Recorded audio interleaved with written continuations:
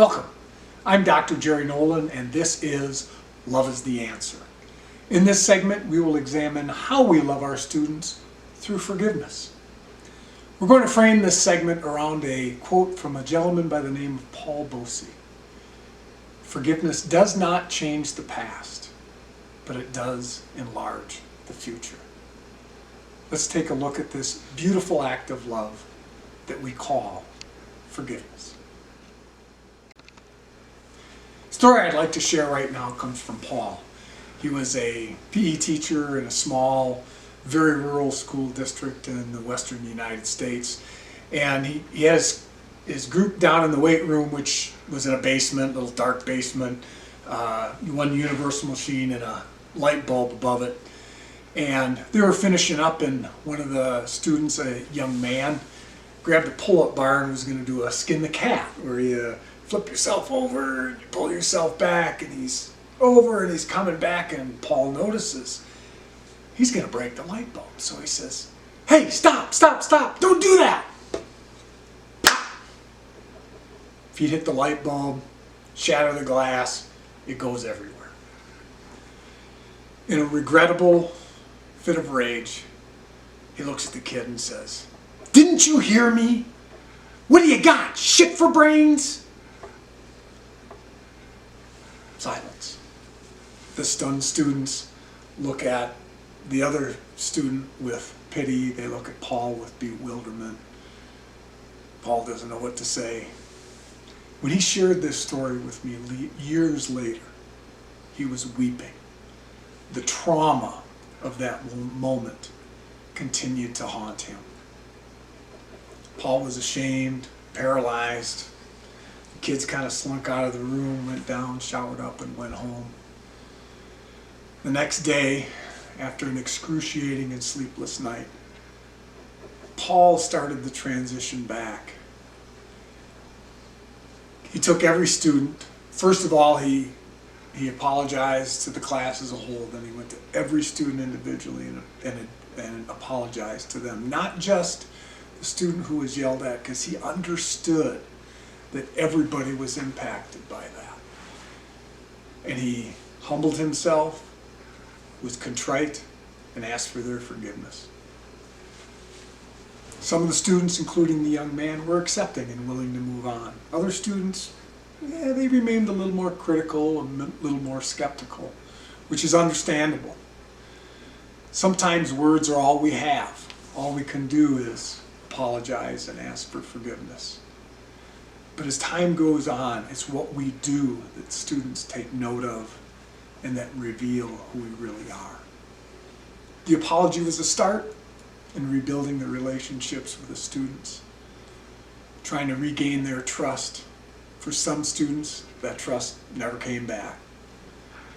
Paul described this as the absolute low point of his career. But as we try to do with every hurdle that we face, we try to learn from it and get better, and he did.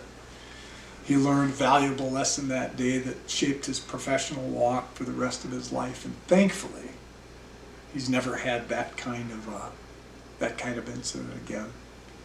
In humbling himself before the students, admitting that he was wrong, and asking for their forgiveness, he opened the door to enlarging the future.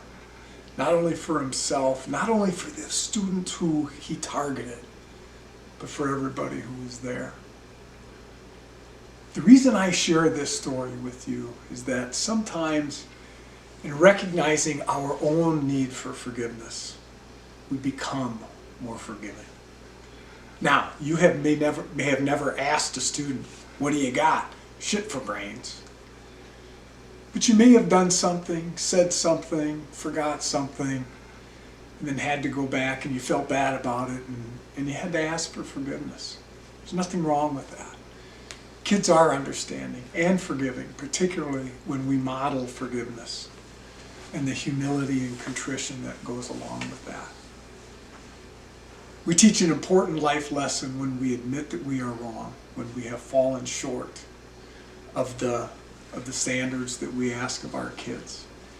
And when we do that, we are modeling moving past not living in the past, not becoming prisoners of the past, and enlarging the future. Many of our students become prisoners of the past, unable to move on from previous mistakes or failures. Through forgiveness, we teach students to rise above previous incidences, put them in their rearview mirror, and move on. Let me share a few thoughts that students shared with me regarding forgiveness. Teachers allow you to learn from your mistakes and maybe even joke with you about screwing up. They forget that stupid thing I said yesterday and don't dwell on the past. When you know you're forgiven, it really lifts a burden off your shoulders. It makes you feel relieved and grateful to know that no hard feelings are being held. It makes me feel respected. Knowing there are no grudges makes me want to try harder to rise above previous incidences. You want to do better to show them that you're worth it. These statements from students reveal that forgiveness promotes an expectation of a brighter future, an enlarged future. Like ourselves, our students are going to fall short in many different ways, despite their natural inclination to do the right thing. In most cases, students are going to accept reasonable and natural consequences and move on. But they also want to know that they are forgiven and that we move on and that they are given an opportunity to rise above. We can never change the past, but through forgiveness, we can enlarge the future, not only for our students, for ourselves. Thank you for watching. We invite you to our website, drjerrynolan.com, our YouTube channel, Love is the Answer, or our Facebook page. Until next time, for me and my family, we wish you an abundance of peace and love.